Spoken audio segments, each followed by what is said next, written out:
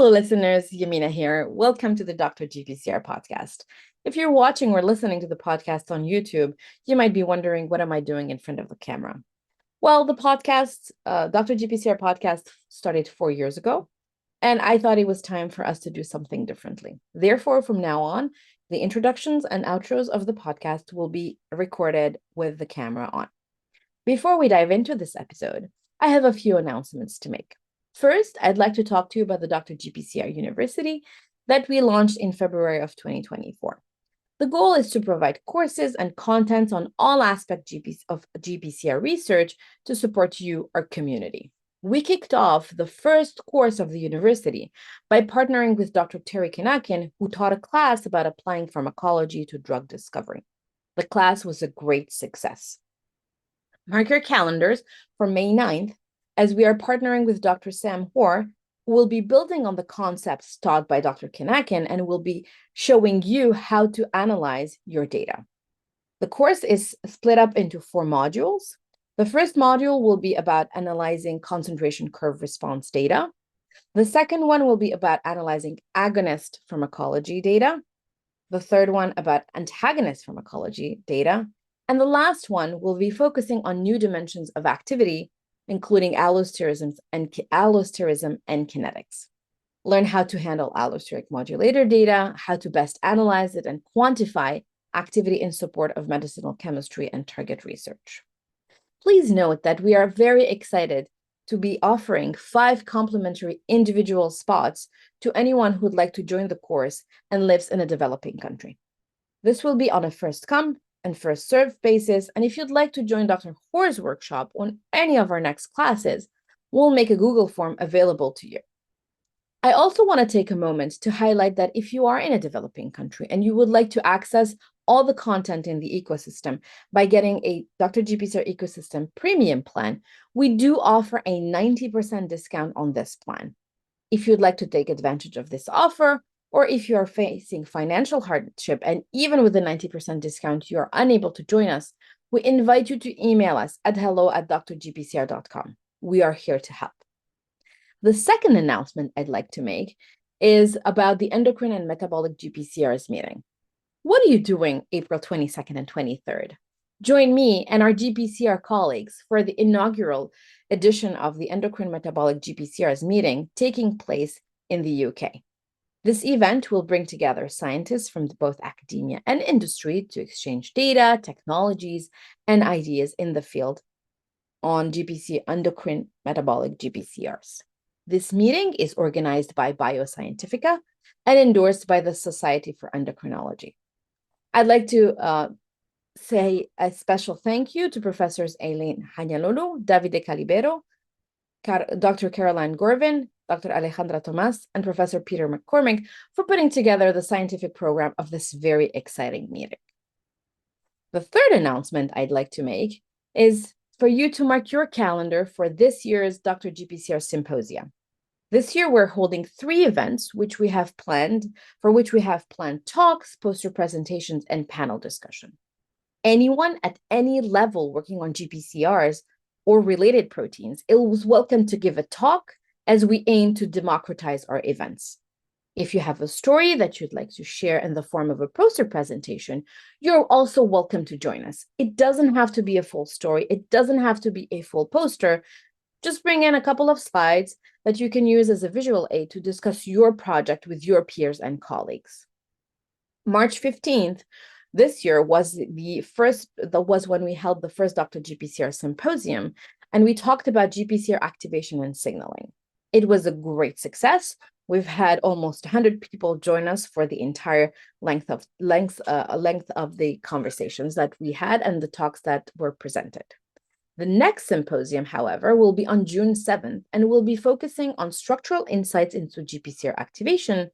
And then on October 11th, we'll dive deeply into GPCRs as therapeutic targets. If you'd like to join us, if you'd like to give a talk or present a poster at our event, please email us at hello@drgpcr.com. If you want to join us to these events are free. You just have to become a Dr. GPCR Ecosystem free site member, and you'll be able to get access to the link to join the talks. And now let's dive into this episode.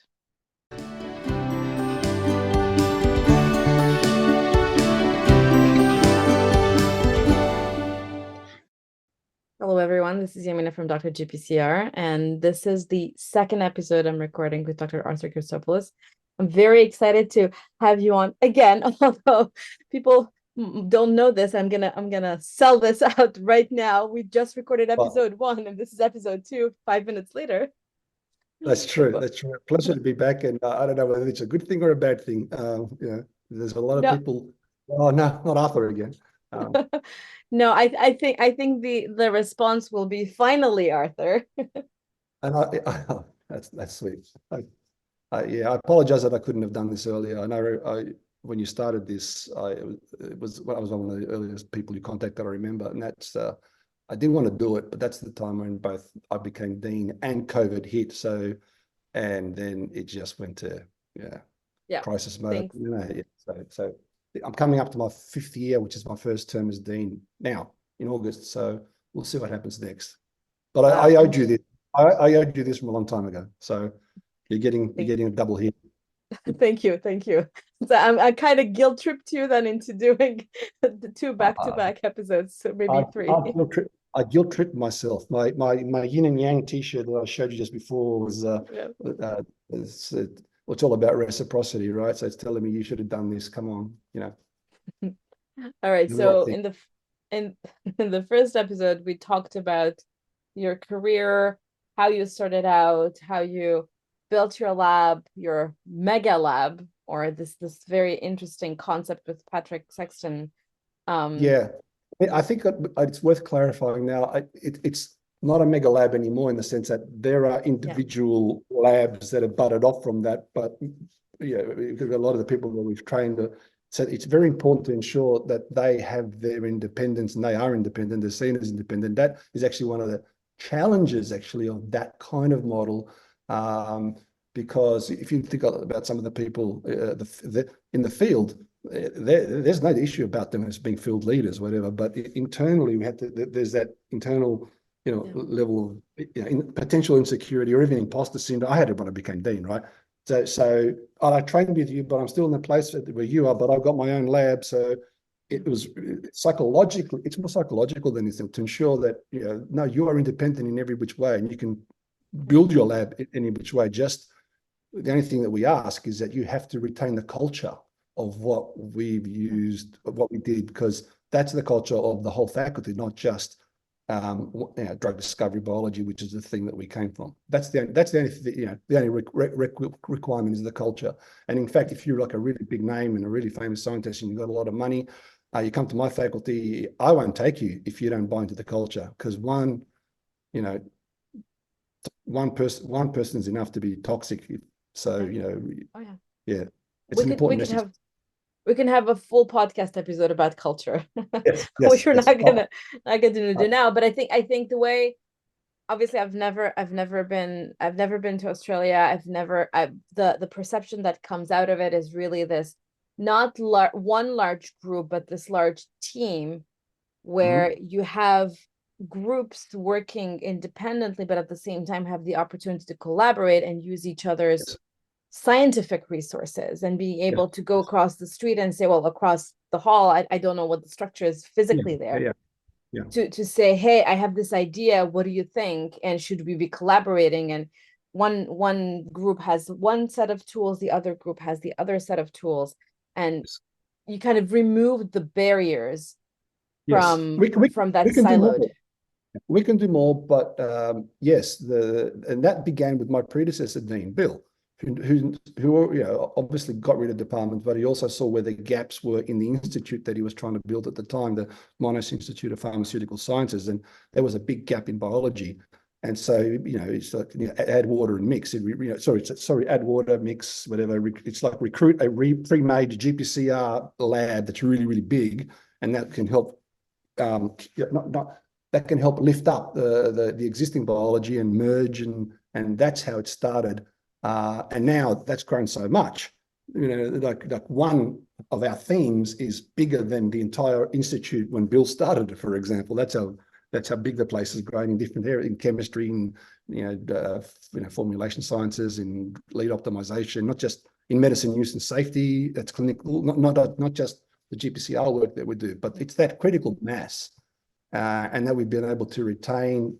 And it takes work. Here's the big thing: it's a form of ongoing mentoring. It takes work, and you have to give up a lot of your time to make sure you're doing the right thing by the people you're training when they're starting their own group, such that the culture is retained, but they're also supported and they're seen as independent. So you've got to do this. We do strategic schemes. We support. We can always do better, and a lot of it is coming back from them telling us, what are we doing for EDI in terms of initiatives? What are we doing for people from culturally and linguistically diverse background? What are we doing? So just as you're solving one thing, you've got to be building the next thing as well. So I think that's why it's worked, continues to work for now. It's an iterative process that it's not you do it once and then you leave. It's really building a nice foundation, which I think is the cultural and the scientific foundation. And then in order to bring it up to the next level, this is an ongoing work. And you got to be prepared to let go. That's the other big one. No different to what you do with your science. All right, you can just keep doing experiments and then you're sitting on 20 papers and not one of them's out. But you've got to know when to let go. And similarly, if you've got a drug discovery development program, you've got to know when to let go and to partner, because you can't necessarily do it all. You don't let it go too early, but you also don't let it go too late, or never let it go. Before we dive into, you told us previously about the decision, well, the opportunity to become dean, and then you mentioned the GRC when you had 50% of people who said, yeah, sure, you should do it. The other half saying, well, what do you think? What? But I wanted to take a moment and stop and talk a little bit about how the idea behind Septerna came up. Okay. Bob's a better person to talk to than me. It sort of started with Bob and Third Rock. So it's an interesting model. So Third Rock Ventures are a tier 1 VC firm based on the West Coast, as you know, and they're serious players. So they're really good at building companies, incubating them, and then out they come, and they make sure they do their due diligence before they launch a company. And so Jeff Feiner, I remember Jeff and George, I think it was probably around the 2019 Hawaii GPCR meeting. They decided they wanted to launch a GPCR biotech company. And Bob was the first person they spoke to. Obviously, they wanted to use some of the technology that was being developed in Bob's lab as a differentiator, for instance. And that made total sense. That's essentially what the native complex platform is. And at the same time, Patrick and I were doing at MIPS, both not in structural biology, but allostery and bias. And the idea was a company that can what can differentiate what you do. And one of it is the technology used to find drugs. The other one is how do you choose your targets? And the idea was they're either undruggable, or can you do small molecules for peptide targets, for instance, and ideally can they be allosteric or biased, because these are all differentiators, right? Okay, if you put all that together. So they spoke to a lot. They spoke to a lot of people in the field, and they spoke to us, and we said that's really interesting. But we're based in Australia. Come and visit MIPS and see the entire operation, because we do the end-to-end bit in-house. So at least we know the language of drug discovery and development. Plus we have the expertise in structural biology and in pharmacology and in bias and in analysis and so on and so forth. So they did, and it was really impressive. But it was a good 2 years, I'd say, before they came back, because they consulted with everyone. And also, it's not common for them to invest in a group that's outside of the USA, for instance. So it's basically Bob, myself, and Patrick are academic co-founders. So 2 years to the day when they first visited MIPS, basically, they launched Septerna. So because I remember telling them, I said, "You'll be back," but it's a really good combination. So for Third Rock to do that, that's putting a lot of faith, but also speaks to the nature of the work that we're doing and how it complements the work that Bob's doing and complements the work that Septerna are doing, because they're growing very, very fast. Once they do that, they do their homework. They know, see their targets. One of the things that I used to talk about when we were in the earlier days of putting this all together, I like the concept of because most people would say there is an indication, there is a target, and there is a modality of going after that target, whether it's activator, inhibitor, whatever. In Septerna, at least from my perspective, when we discussed some projects, there's, especially early on, there was always the concept that I called it a portfolio in a receptor. It was kind of the other way around. It was more almost like if you had a receptor, what would a PAM do? What would a NAM do? What is the indication or an unmet medical need for that? What would an activator do, for example? And again, Septerna are really good at asking those sorts of questions. So you could have more than one indication that you might be going after for a particular target. Thinking in that way. So that's essentially how it came about. Biotech means you move fast. You've got to innovate. You can't, inertia is not allowed. But the idea of tying in clever platform with differentiation in terms of how you choose your targets, how you choose your indications, and how you and the molecules you want, instead of say small molecules versus peptides, and any modality of modulation, right? Put that all together, and other approaches in like the use of DNA encoded libraries, the use of structural biology to inform everything. Yeah. Okay, I should have made that up front. We don't do anything when I say we. That's a term. It's structure informed. Okay, that's the key, right? But then you got that really strong understanding in medicinal chemistry and pharmacology and such that underpins all of that too, that allows it to progress. That's why it's exciting. It's actually exciting to see where it's going. I saw Jeff Feiner actually give a talk at a conference here in Boston, and I was it was not only it was a great talk, but it was great science. It was really, really amazing. Yeah.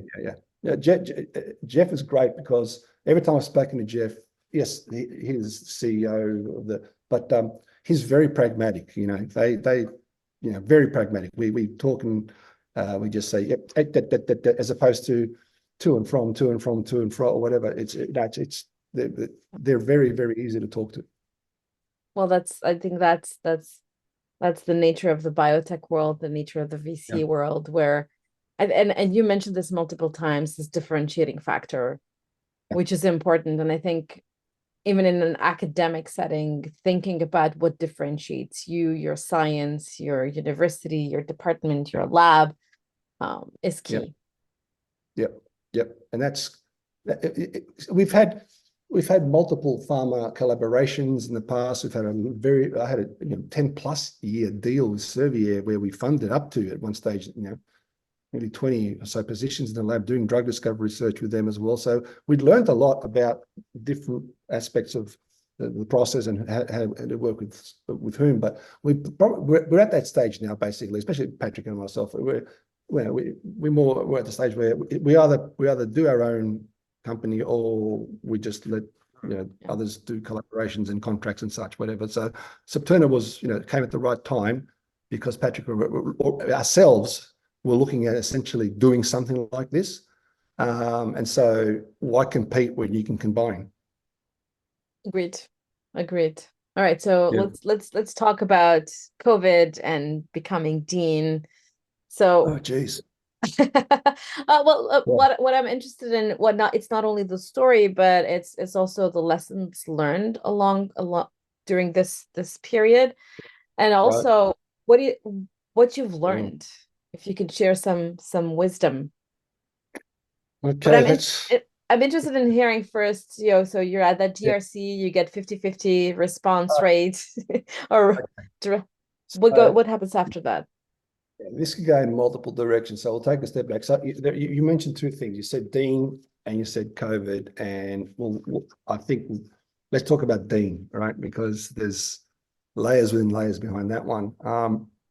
So in Australia, this may seem like a meandering story, but it's important to understand the system that it's not common in most of the other countries. In Australia, we still have the equivalent of our NIH or the MRC, the National Health Medical Research Council of Australia, the NHMRC.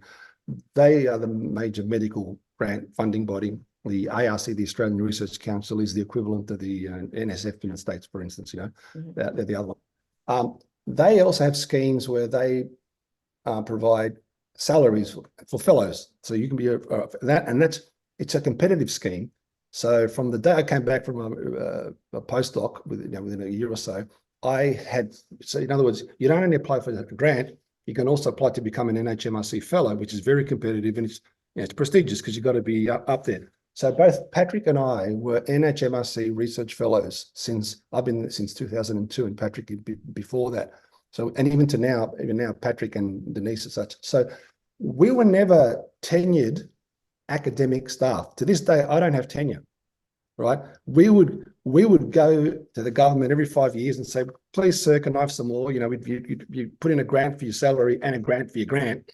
And if you get it, you get another 5 years. So there are other fellowships, the Wellcome Trust has fellows and such, but in Australia, it's still a major part of the system. So there are a lot of fellows. So we were considered essentially research-only staff. So if we taught because we wanted to. So, and we did. I wanted to contribute to education and such. So that's a very competitive scheme, and it doesn't. And I was an NHMRC fellow from 2002 till I became dean. And so the question then becomes: so I was doing all this research, and I was teaching, but I got to choose what I wanted to teach. That was another advantage of because you're bringing in your own salary in the university, just top it up a little bit, because it's also prestigious to have fellows in your department. I made the joke to Bob and other people, Brian and all of that. It's kind of like a Howard Hughes fellowship, but nowhere near the prestige and nowhere near the money. So it's not. But I was essentially a hardcore research fellow for 20 plus years, and you can work your way up that scheme. You start at a certain level, you work your way up, and then there's the top level, whatever. And Patrick and I were both at that level. And we're doing some really good science. I'm publishing good papers. I'm really happy with where I'm going. But for me, it's always been about impact. How can I have the most impact? Because I still it's like, have you cured schizophrenia? No, you haven't. So you failed. You got to keep going. And that was one thing that, how can I have the next level of impact? And I realized when Bill was going to, he indicated he didn't want to do a third term. So he said, I'm going to do half a term. He did 2 terms. And the other challenge that was facing us at the time, and it's because of success. Whoever came on as the next dean had to be this combination of, you had to be a pharmacist, but they also had to understand research, because we had built a research powerhouse, and they had to do that. And they also had to be able to understand the university system and the Australian system and have connections into this, that, the other. And if you do that, the degrees of freedom just go to it's very few people, right? So in this instance, there was an internal candidate, me, that Bill obviously spent a while convincing me that, look, it should be you, because you can have a level of impact that goes even beyond just the research. And it's true. Being a dean, it's just so weird. It's just weird. Just the fact that I have the word dean in front of my title, right, as a title. People take my calls, ministers meet with me, doors open that otherwise wouldn't have opened. Just so it's not about, it's just how it is, just how the world works, right? But you had to have a strong research track record, and you had to have the credibility, and you had to have a desire to have an impact, and you had to have, that was the big one piece, you had to let go. You can't do it all. So there are certain things you're going to let go. So Bill before me, the dean before me, gave up his lab entirely to restructure and build what we now have. So I'm just standing on the shoulders of giants. All right. So then I came along. It had to be a strong researcher to be able to take what we had developed from whatever, but also someone that can deal with the admin of uni politics, but stay away from it if it annoys me too much. We're lucky. Our campus is situated 22 kilometers from the main Monash campus. So we're 6 buildings and one near the city. So it's actually a great location and away from the main campus. So that's not we're closer to the University of Melbourne than we are to Monash University, both in Melbourne. So the third thing was I had to make a decision about what I'm going to let go in terms of the science, the lab. So things do slow down, but I had great people that we had mentored, and now I said, well, over to you. And I continue this way. My job as dean, all through my deanship even, has been just like it was as a researcher. If I can generate ideas or provide opportunities for, I just want to, you just hand them over, and then hopefully they, more often than not, they flourish. So we've continued to grow. So even under my deanship, in the last 5 years, and through COVID, we've had more students in our 140-year-old history. We've had more research dollars in our history, and I've hired more staff than in our history. So we've managed to keep it going, but it is full on. I've lost, I had 2 hip replacements within a year last year, right? So we have a new president, a new vice chancellor, and I told her recently, I said, I'm not going to take any more on my shoulders because I've given 2 hips to this university already, right? We're victims of our own success. We're out of space. They just bought us a new building, but we need to refurbish it. We need to get, we're continuing to grow. But the other aspect of the decision to be dean is, as I said, it forces you to let go of the stuff. You can keep doing the same thing that you're good at. It's like when you have projects or something, and you got to do something, and you're really good. You do a day planner because you don't actually do your homework. You know what I mean? You keep doing the same thing over and over to avoid the thing you're not good at, or you can embrace a new opportunity. And for me, a new opportunity was getting more involved in education, getting more involved in the other workings of the university, getting more involved in, because these days, if you look at it, and that was the other thing I could see on the horizon. Funding agencies, governments, all right, even the public are now asking more than they had before, and they should be.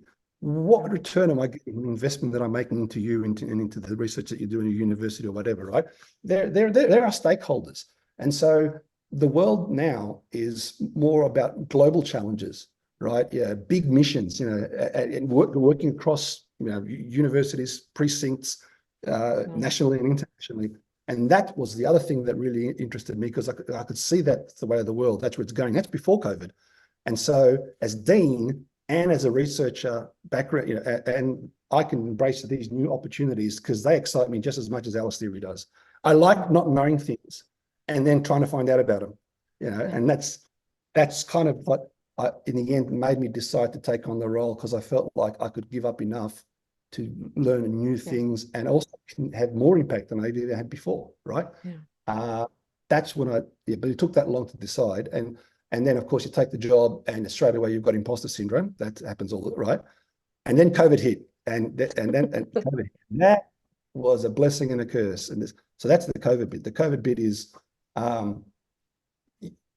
you either sink or you swim in a crisis. And fortunately, we didn't sink. The crisis just went, and I had no choice but to do what I do. And we came out of it.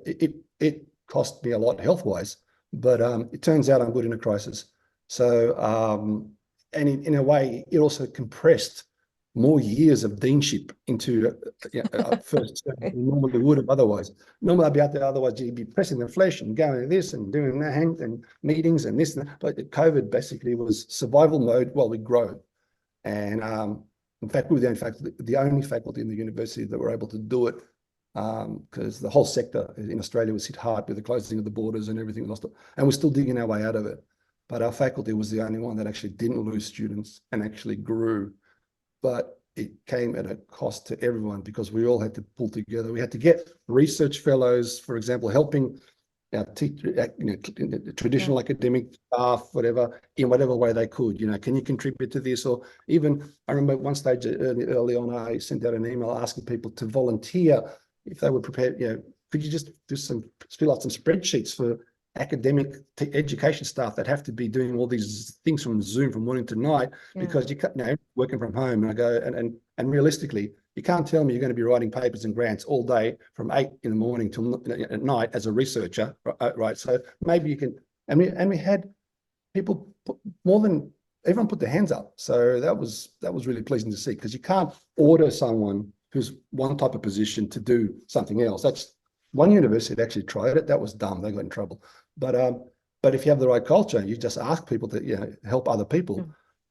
It does. So that was the COVID effect.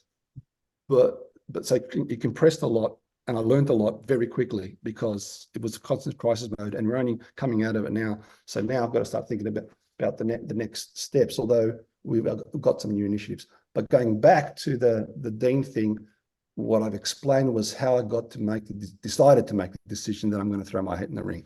Then it's the consultation phase, essentially. But we were, we mentioned the GRC, but it wasn't just that. I sat down and I almost did on a book, notepad, pros, cons, right? I did that. Also spoke to the family. Then I basically started reaching out to people in all the spheres that I know as mentors. So the GRC was just one example where I was talking to a lot of people in the field. Bob was totally supportive. Bob goes, "Oh, you're ready," for example.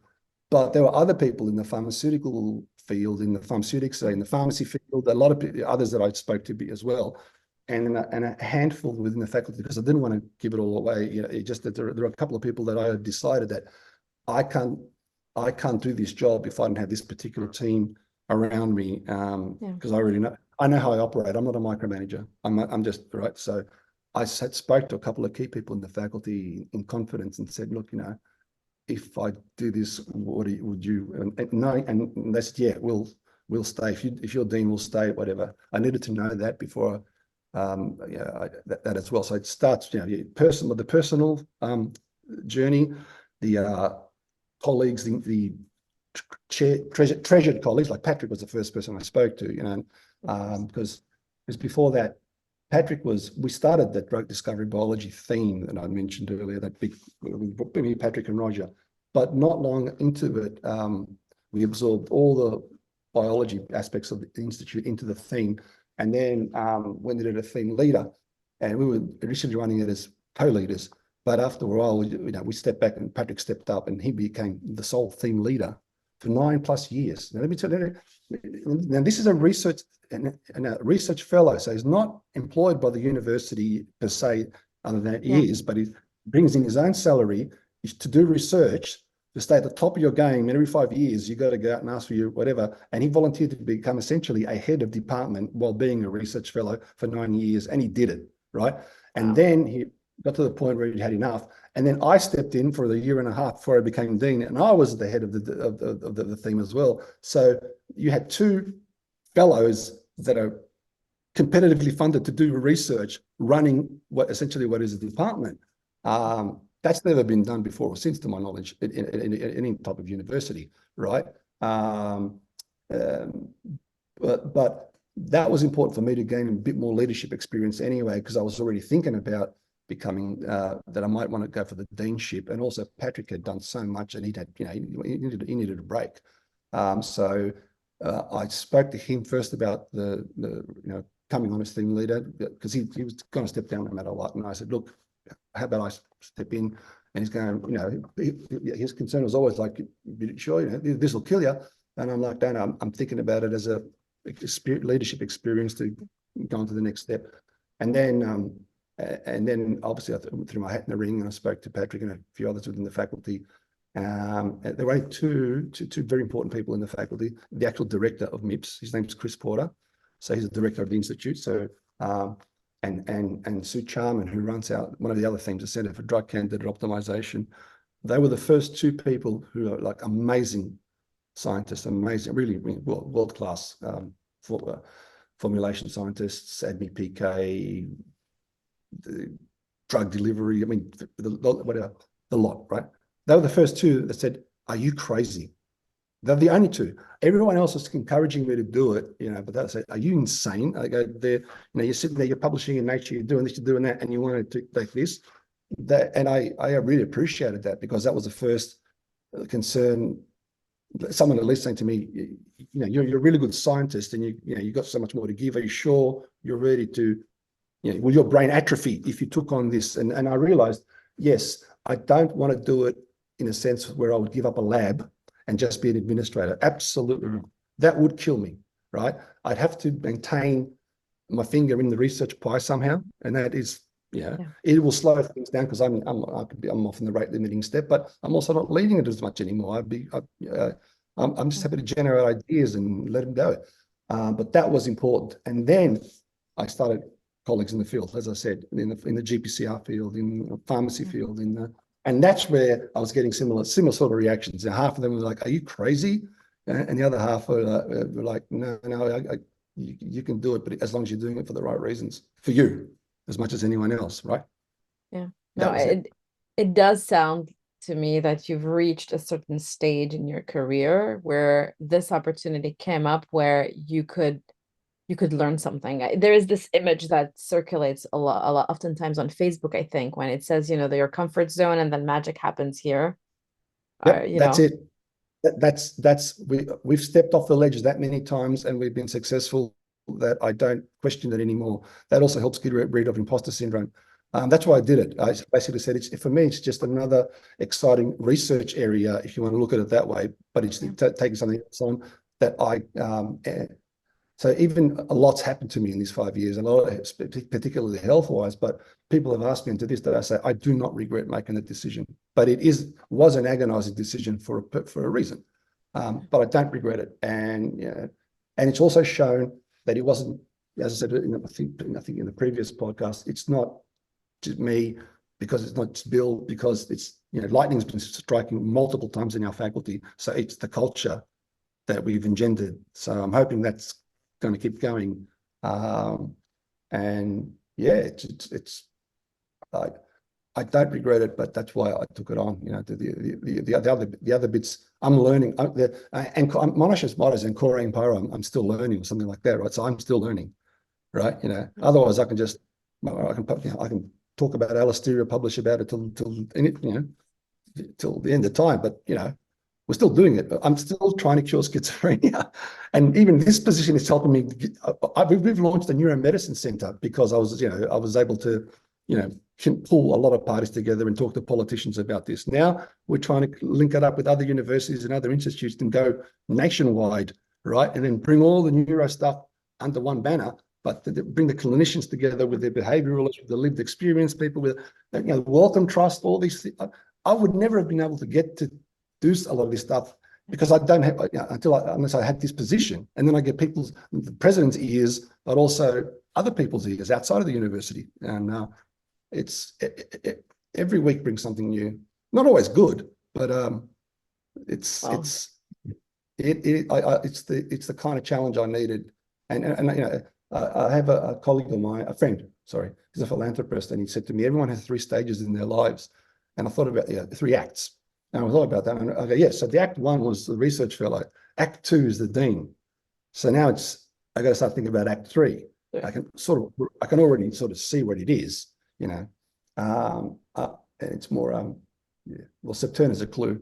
So, more in translation and commercial. So I want, first bit was more about, getting in there, growing the place, surviving COVID, lots of education, innovation, not driven by others, but I have to support it, keep the students, bring in more staff, look after early career researchers, retention, not, don't lose them. But now that's in good hands, and I want to focus more on, translation, commercialization, enterprise, even take that to the next level if we can. That's what I see, and that's part of that's what I'd like to live, the shape I'd like to leave it in. And also, if I was to continue doing science post this, I want to do whatever I want to do, and it's basically that. I can consult, or I can continue in part or whatever. When you think about it, I think all of the experiences that you mentioned in this episode and in the previous one as well, but I think mainly in this one, I think the first episode was more about building up the science, and for you to really embracing the science and getting to that level as a scientist, and to be recognized internationally. With this role, is more about having a vision and making it a reality, and it's the leadership, and it's the really the strategic thinking. And I think when you take away the university or take away the lab, all the skills that you have now are getting you ready for the next step. Yep, you've nailed it. Absolutely. You got to make mistakes, but you want the successes to outnumber the mistakes, but the mistakes are lessons in learning as well. So before I took on the role, the other thing that my predecessor Bill said to me, and I say this to people all the time because I love that. You got to get to a stage of your life or career where you feel that you have nothing left to prove to anyone but yourself. Right? That's how I felt, and that's how I feel, right? I'm not, and when you get to that stage, or when you feel like that, you let go of so many other things that otherwise will be driven by ego, right? And then you have to trust that, the next gen will do, but you also have to listen to them in terms of they're telling me what, my blind spots or whatever. But so COVID got rid of imposter syndrome, but the Dean thing was I've gotten to the point where I have nothing to prove to anyone but myself. I need the next challenge. This is a challenge that I'm prepared to take. And luckily, we've, as I said, not only maintained our success, but grown. So we've shown that there's something special in the water down there. And I'm still learning. I'm constantly learning. I remember, this is a tangent, but it's a conversation with Michel Bouvier. And it was at the Keystone meeting. So I was fortunate that I was asked to, the first Keystone I ever organized was with Michel. It was in Banff. And it was like real honor for me to be asked and to do it with one of my heroes, right? I remember we were talking at the dinner towards the end, and we were talking about the era in Bob's lab, how many people had come out of Bob's lab at a particular time. Brian and Michelle and Jeff Benovic and Mark Loser and all that, Dolman, all those guys, right? And Michelle made an interesting observation about Brian. He said, for whatever reason, everyone was good, right? For whatever reason, he goes, what Brian thought or did experimentally, 9 times out of 10, it would just work. You couldn't necessarily say why, but it just worked. Yeah. And that's the kind of thinker Brian is, right? And if you talk to Brian, I don't want to paraphrase that. I remember Brian saying to me, you put a bunch of Nobel laureates in the room together with Roger Chen. You guys forget it. Roger was off the charts, But it spoke to this intangible quality, of why someone is the way they are. And I translate that to what we do in the faculty and how I approach things in the faculty. I'm not comparing myself to Brian. Just what Michelle said resonated. It's like, if 9 times out of 10, what you think or what you see as a vision or what you see as a path forward ends up working. So for the longest time, we question it. I don't question it anymore. So that's how, because we have the runs on the board. And that's the way I sort of look at that bit. It's you're always going to be challenging yourself, but you don't want to delude yourself, right? Okay, if you're wrong, you're wrong. You got to reflect, right? So as long as you're not delusional or a sociopath, right? Okay, then you challenge yourself, but you apply the same principle that I applied to science. I think this. Let's do that. If it worked 9 times out of 10, what I must be, my gut feeling or whatever you want to call it, my intuition is right. But part of the reason is, just like I was when I was a student, and I say this to students as well, and anyone, read outside your field. So as a researcher, the more you read outside your field, the more you're going to get input to feed this so-called gut feeling, right? As opposed to doing incremental stuff by just reading the same journal, right? That's important. And I think that's important. And so I'm applying the same principle now to the role of dean. But the data that drives my gut feelings coming from somewhere. So it's coming from whether I'm interacting or whether what I see on the horizon or what I do, what's happening around the world. The fact that, here's some interesting statistics for you. Okay, there's nearly 8 billion people on this planet, right? But only 2 billion approximately, according to the World Health Organization, only 2 billion get the kind of level of healthcare that we, in most of these developed countries, take for granted. So that's a long way to go. By 2030, we need at least another 40 million healthcare workers in that. So the healthcare workforce is a growth sector, but we need more of them. We are now living in a world where more people are dying from diseases associated with overeating than malnutrition, right? Yeah. We're living in a world where this generation, next generation onwards, are going to be living more often than not closer to 100 or such, whatever. Okay, so you're going to get this total change in the makeup of the neurological, neurodegenerative disorders, as well as the ongoing neuropsychiatric disorders, especially driven by COVID, but not just because of COVID. And you've got the climate being wiped out at the same time for multiple reasons. Okay, so you've got sustainability in both how we treat people, but also how we do drug discovery and development, but also how we protect the planet. That's all converged. So those are the global challenges. So as an NHMRC fellow, doing paper on an allosteric modulator per se. I might not necessarily years ago have thought about that, but I now see that like a tsunami, and that's all I focus on. Yeah. And then how do we do it? How do you get ahead of it? Absolutely, absolutely. And which, to obviously bring it down to a smaller circle that I think about, is really about bringing together the GPCR field. We launched in February this year the Dr. GPCR University, and Yeah. Terry was the first professor who taught a class about applying pharmacology to drug Yep. discovery. And Yeah. one of He'd the know it. sorry, Sorry, I no, no, interrupted. But no, no. he'd know it. Oh, he actually, yeah, he does. He does. He actually Yeah. does. And even Great. though it was 4 consecutive weeks, it was so dense. But anyway, somebody emailed me because what I asked people is to book a one-on-one with me and give me feedback. And Right. someone emailed and said, I don't have the time, but let me write it down for you. And people said, you know what? I went to different classes taught by Terry, half days, 1 days, but no one has ever thought about recording. And having the recordings helped a Mm. lot, because the lectures were so dense that you actually needed to do extra work, tangential work, in order to put everything together. And this is someone who's worked in industry for 20 plus years. And I Yeah. thought to myself, well, in my mind, there was no way we would not be recording it. Right. But then I was like, okay, this means that nobody has thought about it. And it's the simplest thing. Just record it and make it available to people. And No. we could have done better at, for example, putting timestamps on the videos, or Right. asking Terry to provide a pre or post lesson lecture list of things to read, which is Which is coming kind up of next.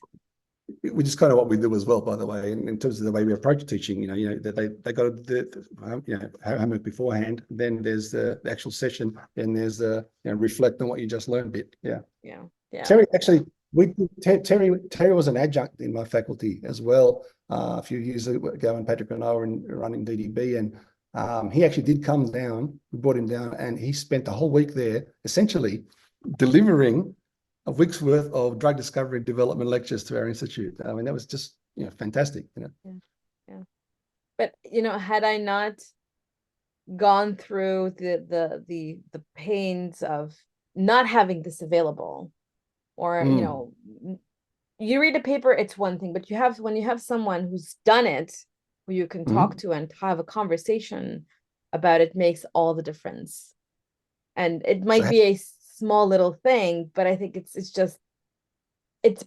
because of the fact that I've experienced these difficulties during my time in the lab, where I was like, okay, so how do you do this? What do you do? How that And I'll spit it out in a second. It's getting late. It's 8 p.m. here. sorry, yeah, I get it. I get it. But it's the fact that I've experienced these difficulties that help fuel the ideas that we bring forward with Dr. GPCR. But also the other thing is talking to people and asking them, so what do you need? How can we help you? Yeah. Yep. Yeah, and that's been a lot of my job, especially during COVID. It's right, let's not dilly dally around. What do you need? And if I can help, I'll help. The downside in my current role is, because of COVID and the health issues, I haven't been as visible as I'd like to be within my own faculty. Because I've been, it's like I'm a wartime prime minister, but at least now we're coming out of it, and we're coming out of it relatively unscathed. I can. I want to get out there more, engage more again with our alumni, but there's been a lot of work behind the scenes keeping the place going. And to something you mentioned about what you've done, there's a song and a saying here in Australia, from small things big things grow.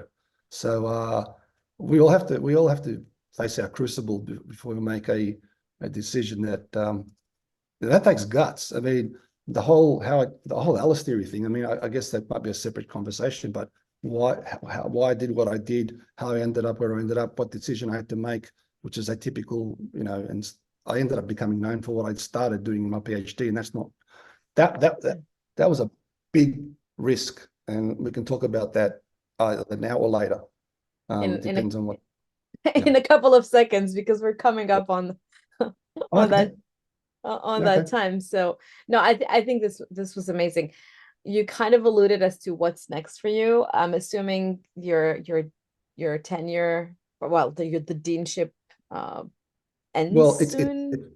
yeah, well, hopefully I get renewed. I only just returned to work because of I've been 2 months medical leave, and I met with the new vice chancellor, I met with the provost, and uh, um, it's a process, and I have to express my interest in doing another term, and then they have to decide whether they want to give me another term, and then the way the process works is they interview the professors in the faculty, and if I've done more than a 51% job, it's very uncommon for them not to offer another term, but I can't predict the future. I think I've done a good job, I think. And hopefully, yeah, hopefully it gets renewed, because I have indicated that I'm happy to do another term. And the feedback that I've gotten thus far is, well, we're happy to have you do another term, but there's a process, Of and course. it'll find out later on. But it's otherwise I just go back to being a professor. But if I do, and you said it, I've alluded to it, if whether they renew me as dean or whether I go back to being a professor, because it's actually in my contract, at least in my contract now says, I put it in there, it's an extra clause. I'm being sneaky until I actually put a clause that says, even if I'm not dean, I have to be tenured as a professor. So I don't have to be a research fellow asking for my salary in 5 years at least. Yeah, I've done all right, but I still pay my pharmacy registration every year, just in case. It's something to fall back on. That's a joke I made with Bob and Brian, MDs. Bob was saying he pays his registration as an MD, as if the Nobel laureate needs to fall back on something. But yeah, that's one way or another. I'm going to continue, but the direction I'm going to take is what I've alluded. It's more, I really want to see our translation and enterprise initiatives, because that's an example of addressing the question that is asked more and more. I said earlier on, is it's not seeing the fruits of your labors, the application of the research that you do. And now some people take umbrage to this in the sense that fundamental discovery, I don't say basic research, I don't say basic, I don't like the word basic, right? But it is fundamental. Yeah, you've got fundamental discovery research at one end, and you've got clinical application at the other end, if you're talking about output, right? And there's the bit in the middle, that's how do you translate one to the other?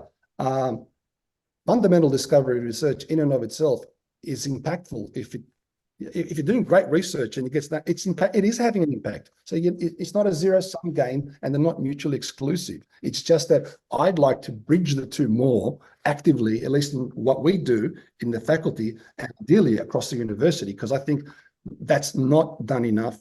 Most universities, in fact, don't do that because they retain their sort of traditional structures. And I'm sitting there thinking we have a unique opportunity here if we invest appropriately, where you can basically, any discovery coming out of anywhere, if it's even our precinct, where the ecosystem in which I'm found, which is Melbourne University and the hospitals, whatever, or Monash, the greater Monash University, can come through us, and then we can take it and partner and develop and translate. That's sort of where we want to go, and for me that's really, really exciting, because it's closer to what well, at least some of us want to do, which is get medicine or make sick people better. But even fundamental discovery research that feeds that is just as valid and as good, and I still do it. We still do it. It's just linking it up, just making connections. Yeah, I agree with you. And what popped into my mind is, when sometimes you read a paper and at the end, or you write a grant, or actually not a grant, but maybe a scholarship application. The discussion line, it was in the discussion, and you go on. I know exactly where you're going. Say it. But that's the part where I always struggled with writing these, is when you have to, say that your research is going to end up, changing something, but you're actually never going to do it. Well, you don't know, but if you're gonna, but you should. Yes, you should. You should be able to. If you say you're studying obesity or diabetes, you're doing really high impact research, and you're publishing in Cell or Nature or Science or whatever, and then the last line of any discussion is, and this will lead new insights into, or can facilitate structure-based design of A, B, C, D, X, Y, Z. Well, first of all, okay, you better believe it, right? That it could. You're not just doing it and second, if you're I hope you really are interested in obesity and diabetes and not just want to just crank the handle and churn out another high impact paper. You know what I mean? So, Exactly. This is how right. this line sounds to me. This is the BS line, excuse the Yeah, term, yeah, what you put in there. But yeah. I think I as accept. No, sorry, you go. You go now. Yeah. no. So I was just gonna say there's a delay. Um, There's a delay. considering the distance, the physical distance between us. That's right. Yeah, yeah. But what I was thinking about is if I write something, if I put a statement like that, I would want, especially if I feel like if I'm convinced that my discovery does have that kind of impact, that Mhm. then I want to be able to find collaborators. I want to be able to pursue opportunities with others to actually prove that point or to actually make that a reality. And Mhm. Mhm. unfortunately, in most of the academic systems, this is not possible, and a lot of times it's not even encouraged. Yeah, and that's the problem because let's talk about the BS line. Uh, because one of the things that we've introduced recently, I'm pretty sure it's come through now, and it's been a bit contentious depending on some of the people as well. At least our PhD students, as they're working on their thesis, it's actually not asking much. It's they also have to write an impact statement in terms of think about what's the likely impact of your research. Doesn't mean it's going to happen, but it doesn't. This is what I say, but I mean it's not non-mutually exclusive. People become obsessed with that they're thinking, well, I'm doing this, and but do I have to say impact if I'm solving a structure of a particular thing, or I'm working out how a protein is phosphorylated or whatever? Well, you should be able to bridge the two anyway. Everything you do, it's going to have some sort of impact. It's going to help someone somewhere along the line. That doesn't mean that you're the one that's going to turn into a drug, right? So we've introduced that, but sometimes it's more tangible than other times. You know what I mean? But if it's high level research, it's already by its very nature impactful. You know what I mean? It is going to. So I did a lot of research, and most of the fruits of my labors, if you want to talk about commercial, others have benefited from, right? Drug companies do that, others, yeah. Some of it is timing, and some of it is what it is, and now I've decided, okay, I'm finally at the stage where I want to do some of the stuff that I spent years consulting for pharma and then had contracts as well with everything. And now I'm like, well, I've learned a lot and made mistakes and not. And the next thing that excites me is, well, do it ourselves if we can. But Yeah. be careful. So got to, I can't stay still. I have to keep going forward. Yeah. Absolutely. One nuance I want to add to what I said. I think you're right. And I like the fact that you call them fundamental discoveries or fundamental Yep. research and not basic, because you're right. I Basic hate that. sounds, basic package, nothing Yep. fancy about it. We, But we want I, sorry, we want the platinum package. always, always. But yes, you're correct. Fundamental discoveries are important, especially in order to get to that stage where you have gathered enough information in order to understand the biological system, in order to make a Mhm. connection between a protein and its pathophysiological role. And it can be a GPCR, it can be anything else. And these are very important steps, and these you have to go through these discoveries Yes. in order to Yeah, then later on make a larger impact. But I that's right. I do. I agree. I point this out when I talk about university. Say I look at it like biotech versus say large pharma or whatever. Universities, especially the ones that are doing it right, although very often you find the 20% are carrying the rest of the 80%, so on and so forth.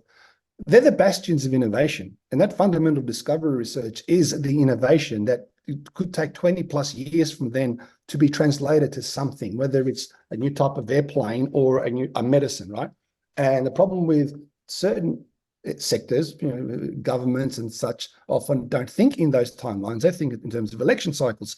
So these are some of the problems that we face in trying to convince them why, how, when, wow, point to success stories, but also it doesn't help if our internal researchers themselves don't try adopt this holistic view and be able to, if a politician comes to you and says, what's the significance of your research? If you can't do the elevator pitch in a minute, you're in trouble, and you should be able to, right? Yeah, I absolutely agree. And I think applying more of a okay, to the universities, the university system from where I see it is this thing where you do things and you publish fundamental research and then you live from paper to paper and then you live from grant to grant. Right.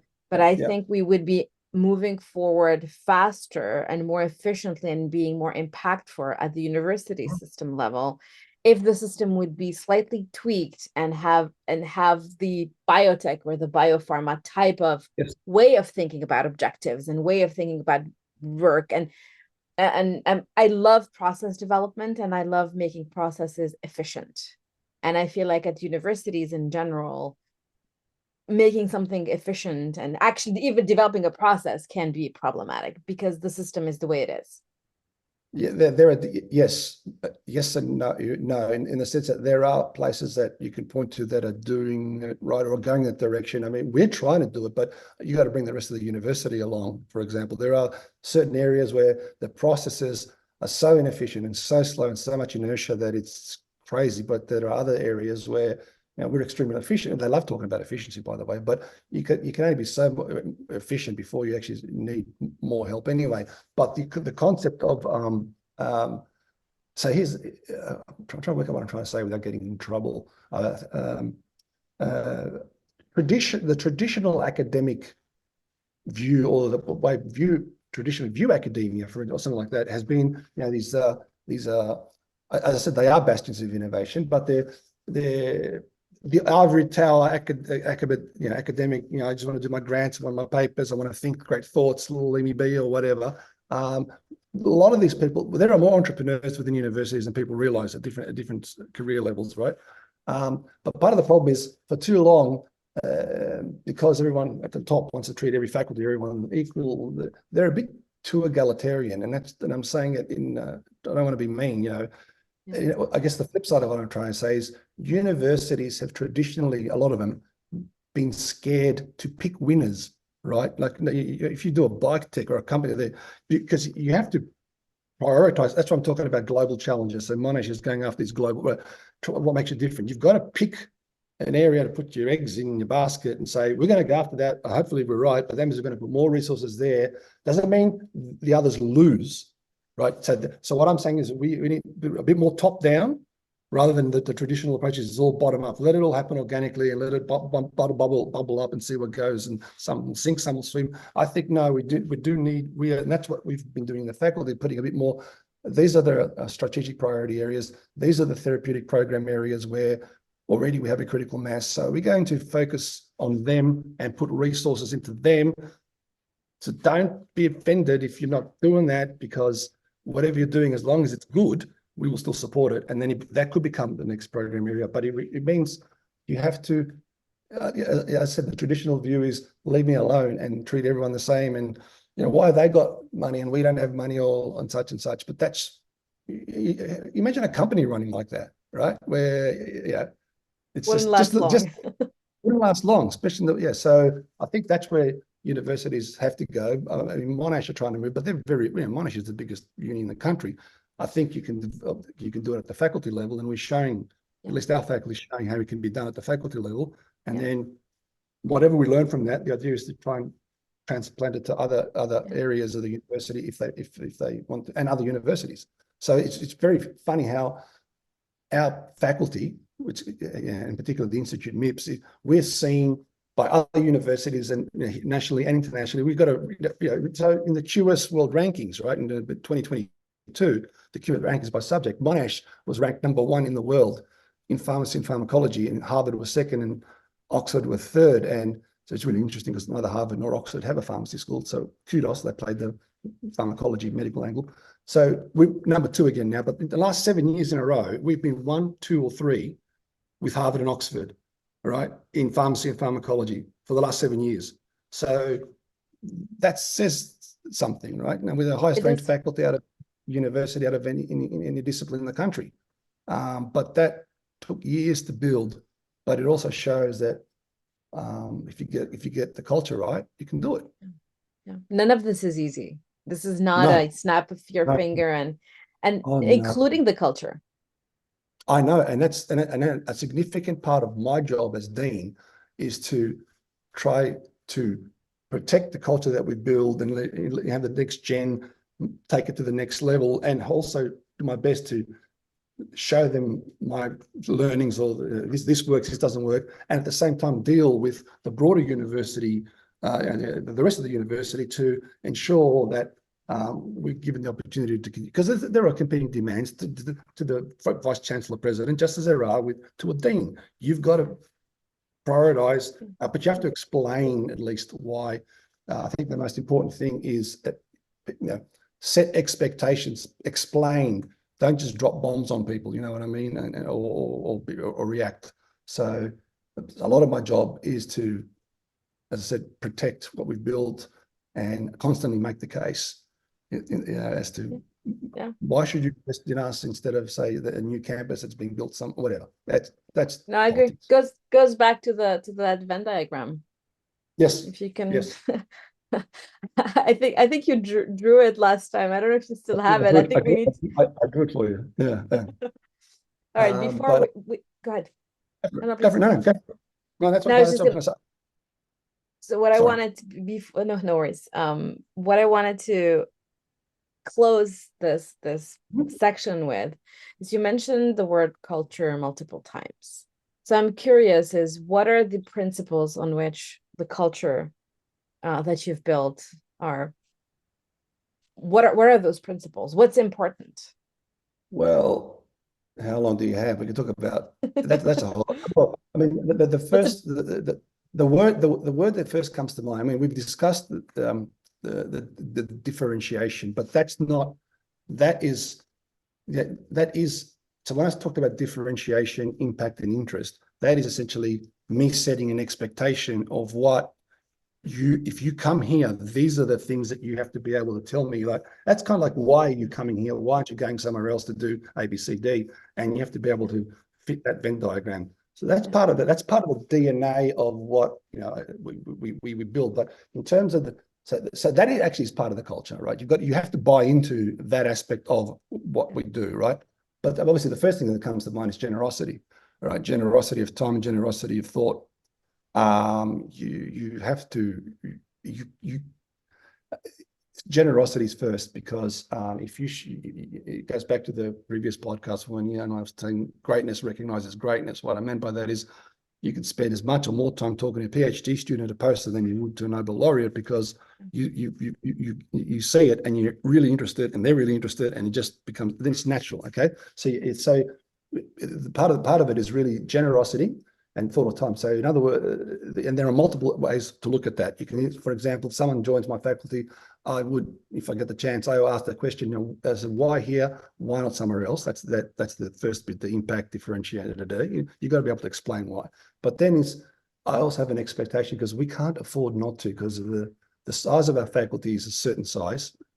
Our workforce composition is very atypical relative to the other faculties, where a lot of our workforce are so-called research-only fellows, because we're successful in getting grants, but they don't have to teach, but there is an element of teach. But so the question I always ask of everyone is, over and above your research program, well, at least this is implied if I don't get to say them, what else are you prepared to do, for this faculty, right? If the answer is basically, I'm coming here because I'm got a lot of money and I just want to do my research, whatever, and you're really good, right? My view is I can't afford to really have you, because everyone has to contribute beyond, over and above what they do.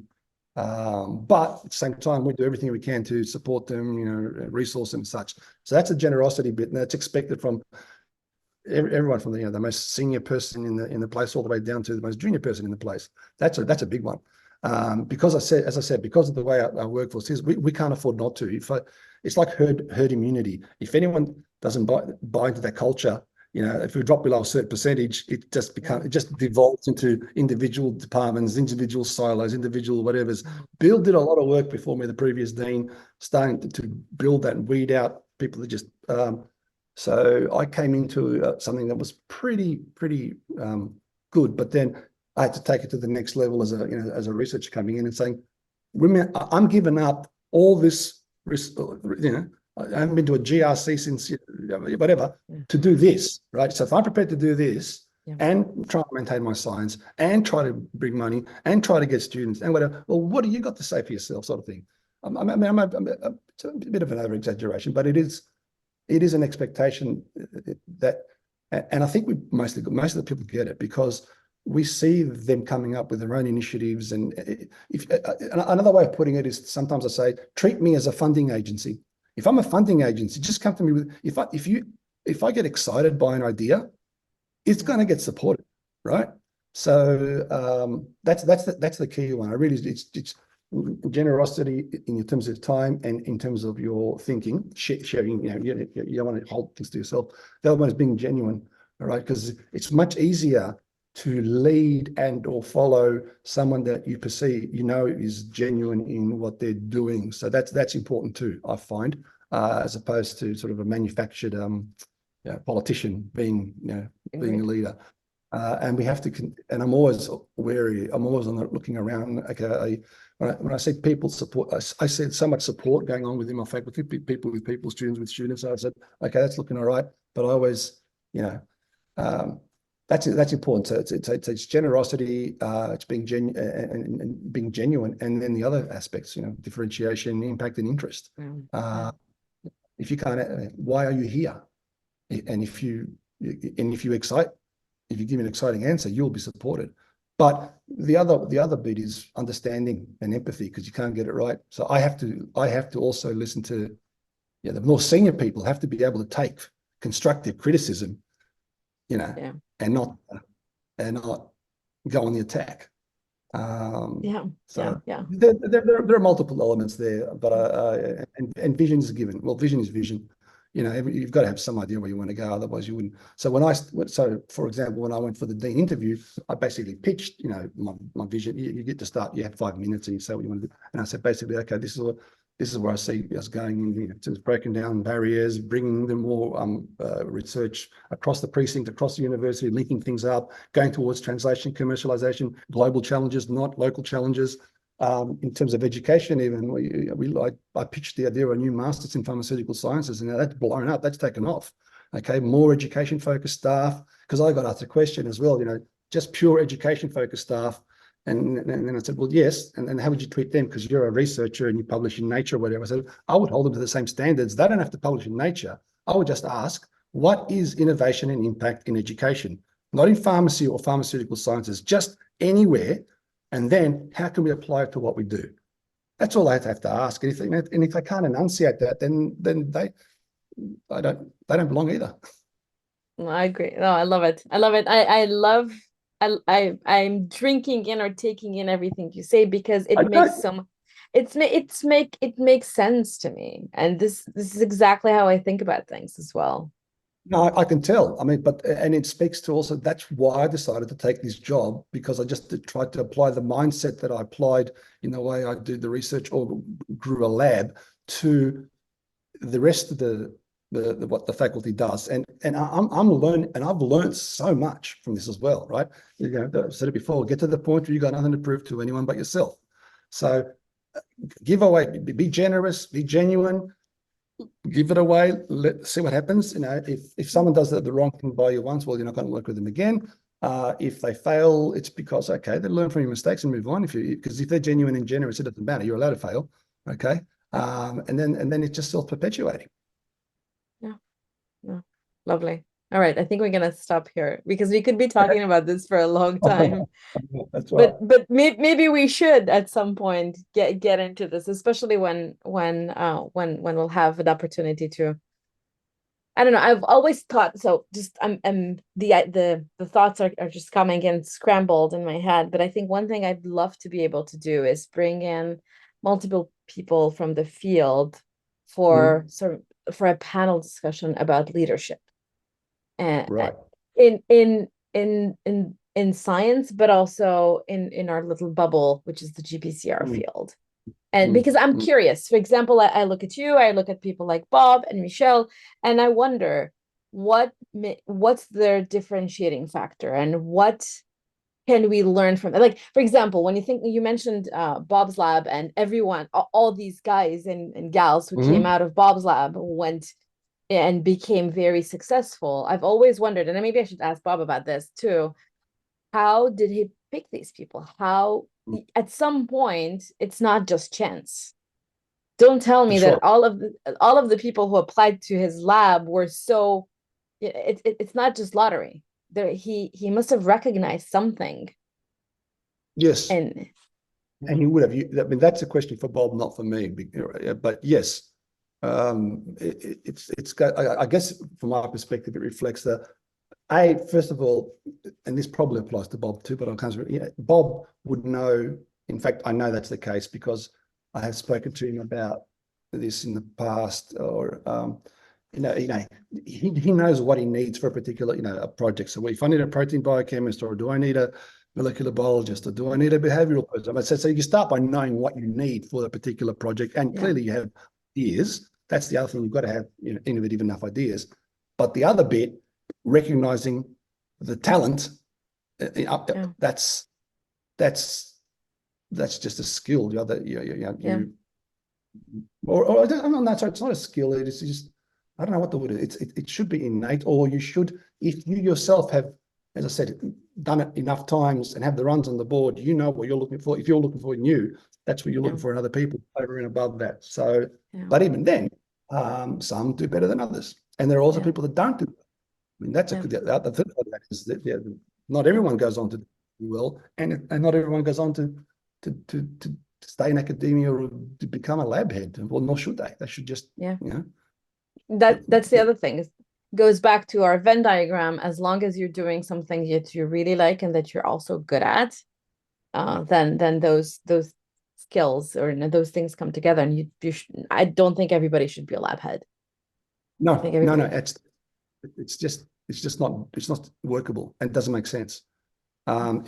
Especially now, when I talk to people about the pharmaceutical sector, in the old days, some people could think they had a job for life. The whole thing's been disrupted now. There's so many CROs, there's biotech, now there's AI, there's this. When we talk about workforce development at our place, we talk about transferable skills. So when I have to pick what I got to do, if I'm going to do pharmaceutical sciences as a new course, I got to focus on what other transferable skill sets that can allow these graduates to go, whether they're going to go to biotech, pharma, cosmetics, the paint industry, or whatever, the aromatherapy, whatever. That's fun. That's how I have to think about. And we got the first factory, Moderna, are building the first ever factory outside of Boston at Monash, because we wrote a successful bid to get Moderna to come to us, and part of it is we've also promised them they wanted to be located with a university partner, and we created also a workforce development center for mRNA, so that can be a feeder for Moderna. But again, you can envisage the skill sets can be transferable, so people coming into that can go there or go somewhere else. It's I have goosebumps. I love it. I love to talk about these things, because this is some of the frustrations I have in general are all around these things, where sometimes I see people or companies or settings where things are not planned out. We don't know what we want. We have money and we want to do something, but we don't necessarily know what we want to do. And even if we know what we want to do, we don't necessarily know what do we need to get there. Who do we need to get there? It's very interesting, because obviously this is something that you've thought a lot about for a long time, because you went from one career point to a different career point, and you're working also for a biotech. But what made me laugh was thinking back to so I'm coming into my first term as dean, finishing up. The Arthur Christopoulos at the field knew, before I decided to become dean, probably wouldn't have been able to say any of the stuff that I'm saying right now. So what's this all transferable skill sets and workforce development and education? What the hell? Yeah. So that's the dean bit. That's what I've learned, and I'm still learning. That was funny. There was one thing that's going to come to mind, but it just went. But that's okay. I was just thinking back to the researcher versus the dean. It's different. It's all about growth. Yes, and you never stop. That's what I'm saying. it's the Bill Charman principle. Prove, nothing to prove, but but yourself. Yeah. And there is this quote, and I will look it up because actually I do remember it, and this is what I always use when I talk about Dr. GPCR and I give a talk. And this is not only for Dr. GPCR, it's everything that I think about and everything I do, or at least I try to. It's apparently an African proverb, but it's not, it turns out. Nobody knows where it comes from, but it goes as follows: if you want to go fast, go alone. If you want to go far, go together. Yeah. And everything we've talked about is about going far and going together. Yes, and the other thing that I learned in this, and people like, myself in particular, sometimes, because I've mentioned health issues, for instance, and such, is it's a marathon, it's not a sprint. All right, so you got to pace yourself, provided if you've got the right ideas and the right team in place, they'll take care of it. And I'll tell you, well, my favorite saying, people know this one, so when I say people, they've heard it all before. But my favorite saying has always been Louis Pasteur, right? So in the fields of observation, chance favors the prepared mind. You make your own luck. There are lots of people that walk past doors and they can open the door, but they don't open it for whatever reason. And so that luck element that we were talking about before, or a certain group of people that came out really, really good. That's not luck. That's not luck. It's you got to know your stuff. You got to know your history. You got to know what you're good at. In fact, here's another thing that I tell people in terms of the culture. You also got to be able to enunciate, know what you're not good at, and be prepared to say it. Don't bluff. Because even if you talk with politicians, right, you're going to say, this is what we're known for, we're good at. We're not good at this. Because if you say we do everything, right, they hear that all the time. Everybody goes to a minister or a group where we can do everything, right? That's a blanket statement that doesn't resonate. But if you can say, this is what we're good at, and here's the evidence, but we don't do this bit, so you either go there, whatever, that throws them, but that also gets their attention. Yeah, it does. It does. I think it's important as well to, and it goes back, and if we bring it back to the individual, it goes also to self-knowledge and knowing what you're good at and what you're not good at. And then you make the decision whether you want to learn those skills, or do you want to collaborate, or do you want to find somebody and partner up? Right.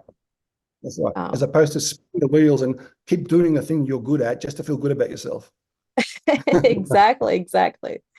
All right, Arthur, thank you so much for your time. This was phenomenal. Thank you. It was wonderful. I hope it helps others in the field in whatever way it can. Don't become dean. That's sorry.